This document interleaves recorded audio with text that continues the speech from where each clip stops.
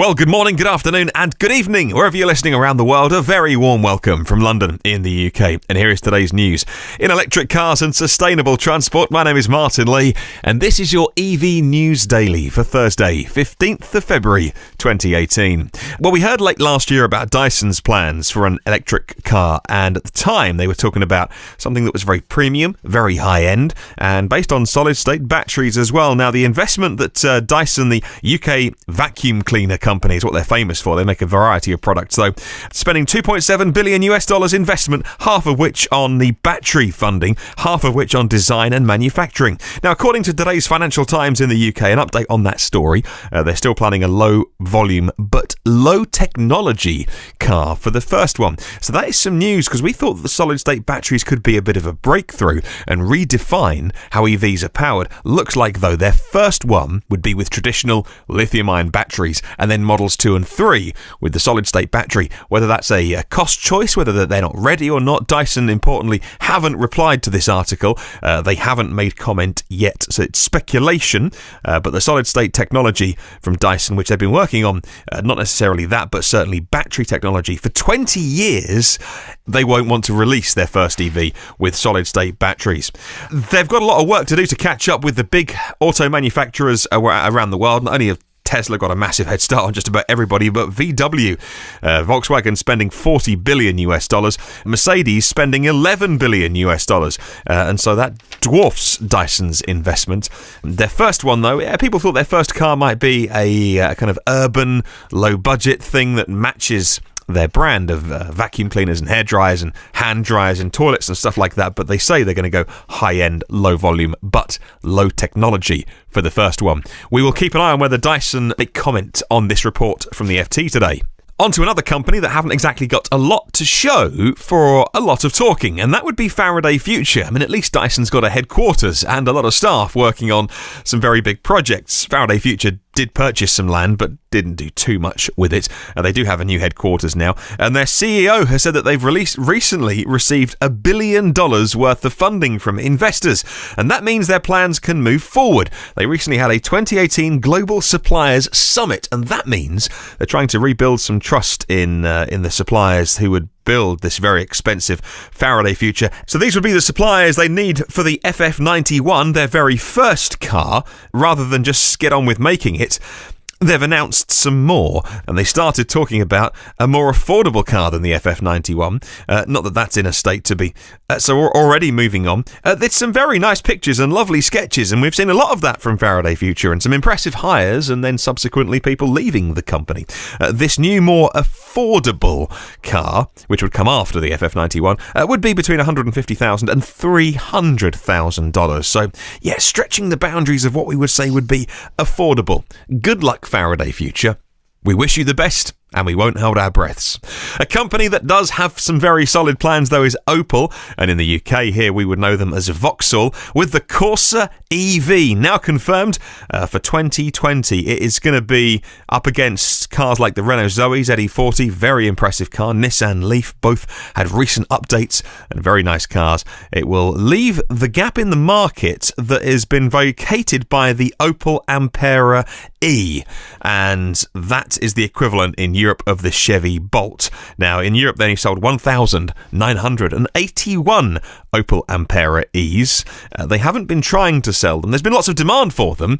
It hasn't quite happened, and that's because PSA bought Opel from GM last year. So you work out the politics for yourself on that, but they haven't been too keen to sell too many of the GM-designed cars under the Opel brand. It looks like any chance of buying a Chevy Volt in Europe or the UK is dead in the water, and you'll have to wait for some of these cars coming from PSA. The Opel Corsa, the Vauxhall Corsa, is built on their new platform. It'll be built in Spain, Zaragoza, and it looks like it's another great entry into the small car market for EVs in Europe.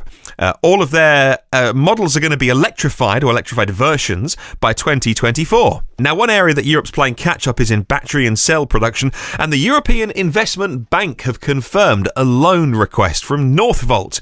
Now, Northvolt have been given some financing of about €52.5 million, and that's going to be used to assemble a demonstration line in the coming months in Sweden, which is where their base is going to be, and it is key to the plant taking off and being a fully functional, fully funded battery plant that, when it's at full scale, will make 32 gigawatt hours of lithium-ion battery capacity per year. Northvolt, of course, got some very famous names behind it, and now plenty of money and some European funding as well.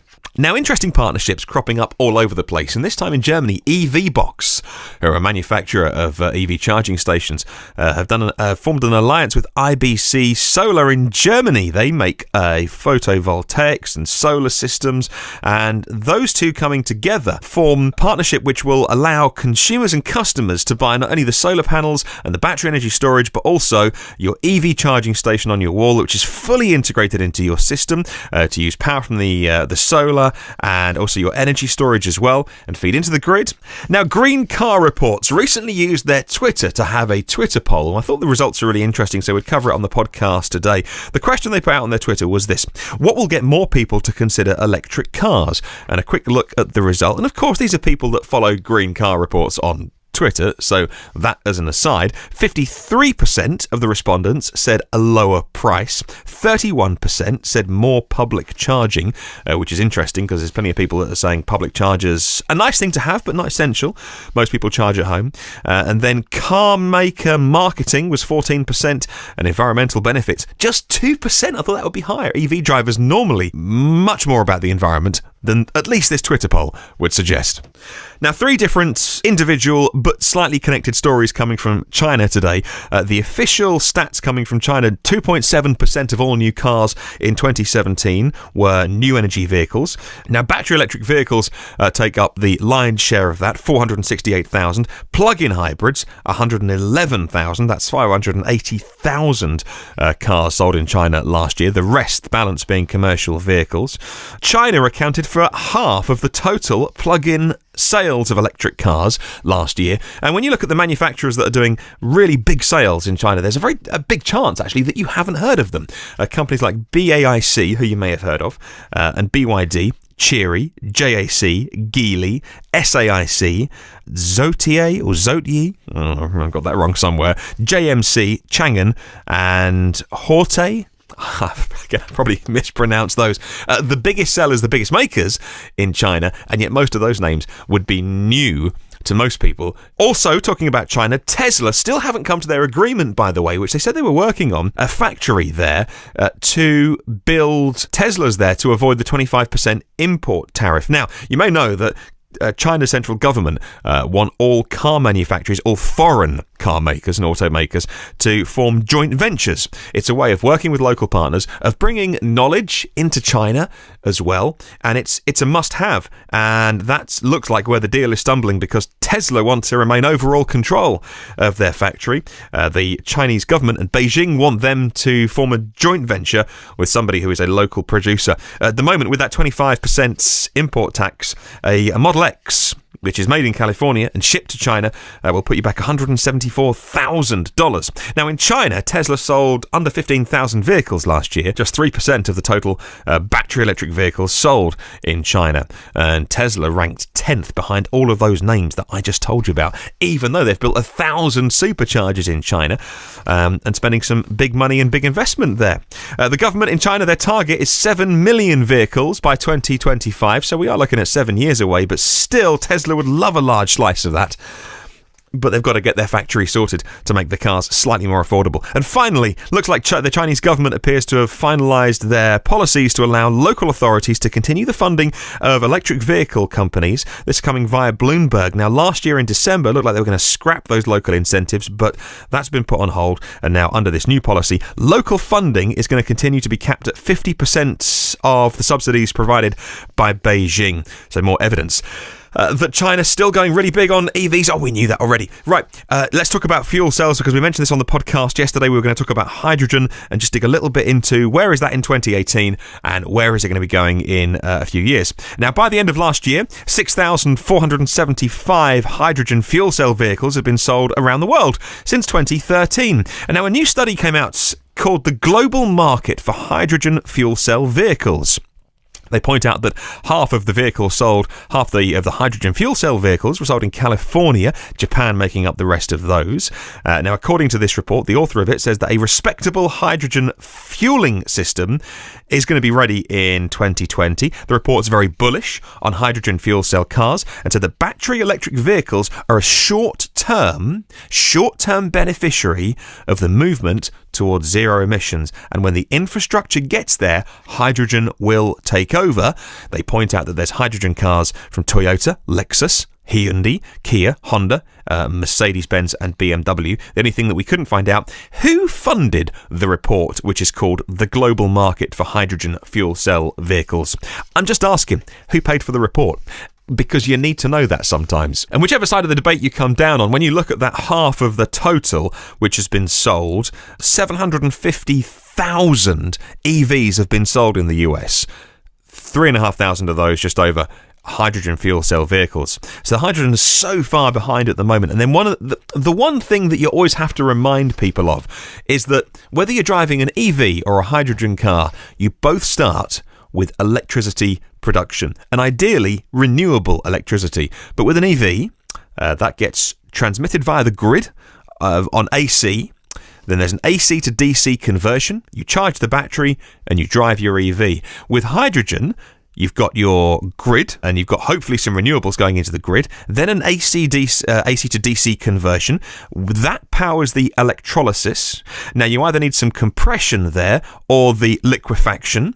Then you've got to transport it, and then you've got to transfer it. Then you've got to store it. Then it's into a fuel cell, and then into a fuel cell vehicle.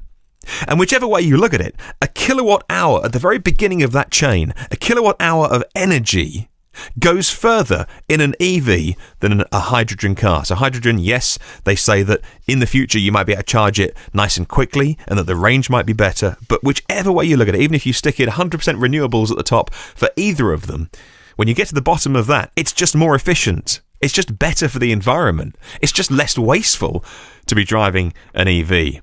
At the moment, most hydrogen is derived from fossil fuels and natural gas as well. So the quicker, even if hydrogen is going to have a future in commercial vehicles or shipping, or even eventually in light passenger vehicles, got to get that being moved to renewable energy as soon as possible. That is the look at hydrogen, which we promised you yesterday. Well, thank you so much for listening today to the podcast. I hope you enjoyed it. We'd love to spread the word about electric cars, so please do share this with at least one person who might be interested. A reminder, you can listen to all of our previous podcasts on iTunes right now. You can subscribe and get them for free. It would mean a lot if you would quickly rate and a little star review as well. If you have an Amazon Echo, be one of the first to download the new Alexa skill. Search your Amazon Prime app or the Alexa app for EV News Daily. Add it as a flash briefing, and then you can hear the latest news every day. Say hi to us on Twitter at EV News Daily. Have a wonderful day, and I'll catch you tomorrow.